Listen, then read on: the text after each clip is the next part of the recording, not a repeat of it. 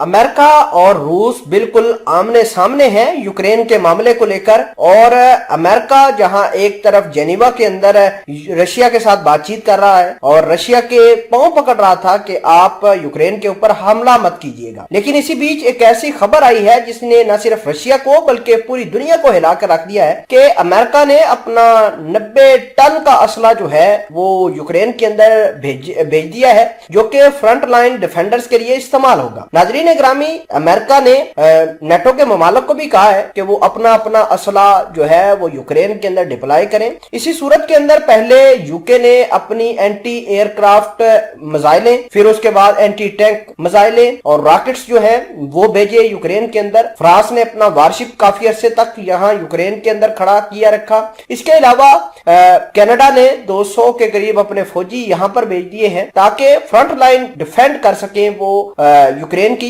और रशिया को मात दे सके। बहुत सारी चीजें हैं जो आज की इस वीडियो के अंदर मुकम्मल प्रूफ के साथ आपको दिखाई जाएंगी। छोटी सी गुजारिश है कि आप हमारा यूट्यूब चैनल हसना टीवी को सब्सक्राइब करके पास मौजूद घंटी के निशान को दबा लें ताकि लेटेस्ट न्यूज आप तक बर वक्त पहुंचती रहे। सबसे पहले आप स्क्रीन पर देखिए जिसके अंदर यूएस एम्बेसी जो कि यूक्रेन की अंदर मौजूद है, यूक्रेन का दारुल हुकूमत है कि वहां पर मौजूद है। उन्होंने ऐलान किया है कि first shipment of assistant recently directed by president Joe Biden to Ukraine arrived in Ukraine tonight. This shipment includes close to 200,000 pounds of lethal aid including ammunition for the front line defenders of Ukraine। यानी Ukraine के फौजियों के लिए बहुत सारा खतरनाक गोला बारूद जो है अमेरिका ने भेज दिया है। अमेरिका ने न सिर्फ खुद हथियार भेजे हैं बल्कि जो यूरोपीय यूनियन के ममालिक हैं, नेटो के ममालिक हैं, उनको भी कहा है कि अपना अपना असला जो है वो यूक्रेन के अंदर भेजे ताकि यूक्रेन की गवर्नमेंट को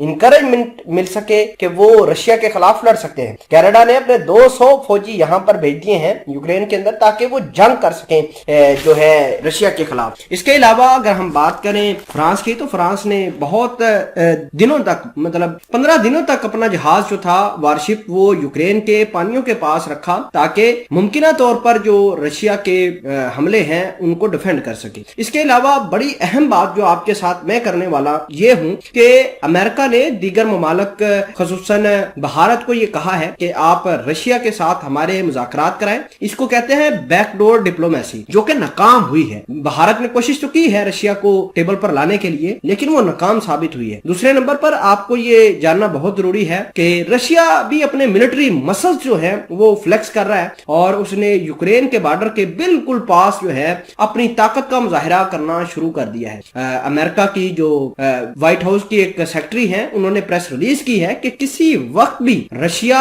यूक्रेन के ऊपर हमला कर सकता है और अगर ये हमला होता है अमेरिका और उसके ममालिक जो है मिलकर रशिया को जवाब देंगे। दूसरी जानब रशिया एक बात कहता है, रशिया अपनी एक डिमांड रखता है कि हम यूक्रेन के ऊपर कोई हमला नहीं कर रहे, बल्कि एक डिमांड करते हैं कि नेटो वाले अपना जो अलायंसेस का सिस्टम है या मेंबरशिप है वो बढ़ाए नहीं, यानी वो यूक्रेन को नेटो का मेंबरशिप ना दे। अगर ये काम होता है, अगर नेटो वाले मेंबरशिप देते हैं यूक्रेन को, तो हालात ज्यादा खराब होंगे, यानी रशिया फिर डायरेक्टली इन्वेड कर देगा यूक्रेन के अंदर। दूसरे नंबर पर लतविया, इसके अलावा बहुत सारे और जो यूरोपीय यूनियन के ममालिक हैं उन्होंने भी अपनी फौज और असला भेजने का ऐलान किया है यूक्रेन के अंदर ताकि यूक्रेन की सॉवरेनिटी और उसके बॉर्डर को बचाया जा सके।